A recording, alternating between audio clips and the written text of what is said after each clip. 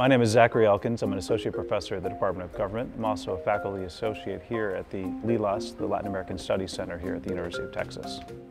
I've been interested in Latin America for quite a long time.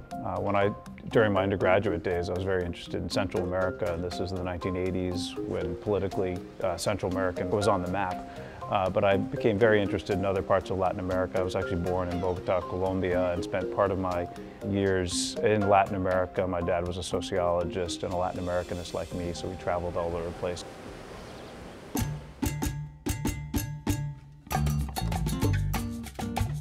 By the time I started working on my dissertation at Berkeley, I had decided to spend a couple years doing field work in Brazil, looking at the seeds of the Brazilian Constitutional Assembly. I was very interested in how people lay down the foundations for democracy and how they build institutions, and a constitutional assembly is really a great laboratory to explore that.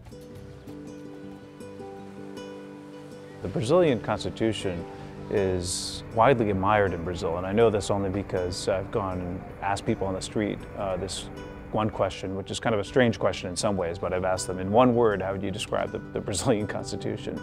Se você pudesse descrever a Constituição brasileira em uma palavra só, o que seria? Obsoleta.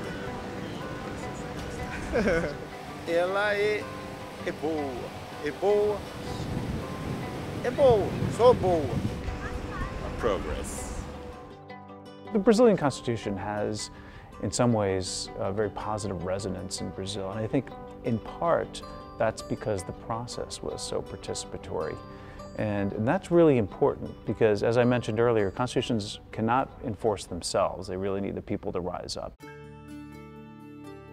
I was very much interested in how democracy spreads across the world, and I've been thinking about this historically, looking back a couple hundred years, and it seemed to me that the easiest way to do that was to look discretely at a particular moment, and even more particularly to look at a document that came out of that moment. So that was in some ways why I wanted to look at constitutions, and the Brazilian Constitution, of course, was emblematic of their transition, and so in some ways nicely encapsulates their transition to democracy. Thomas Jefferson and James Madison had this long-standing debate about how long laws should endure, and Jefferson made this declaration in letter to Madison, basically saying, you know what, all laws, including the Constitution, should self-destruct in 19 years. So he suggested that as a baseline, and you know, of course, Madison, who was involved in actually writing the Constitution, didn't like the idea of that. He saw some more virtues in stability. Jefferson's point is, you know, a powerful and a valid one in that there's some real issues in representation when constitutions last generation after generation. When I was doing my dissertation work in the late 1990s and early 2000s, I was looking at the Brazilian Constitutional Assembly, but I was also looking across the world at other constitutions. And it struck me that really what we wanted to do was, in order to get an idea of how ideas and how constitutional ideas emerge and spread, was to consult some sort of data set that had the content of constitutions historically cataloged in a way that somebody could look at them and understand the patterns of similarity among constitutions. Well, surprisingly, that data set didn't exist.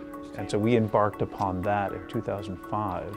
And since then, we've been operating this project that we call the Comparative Constitutions Project, whose major contribution has been this data set on the content of constitutions across time.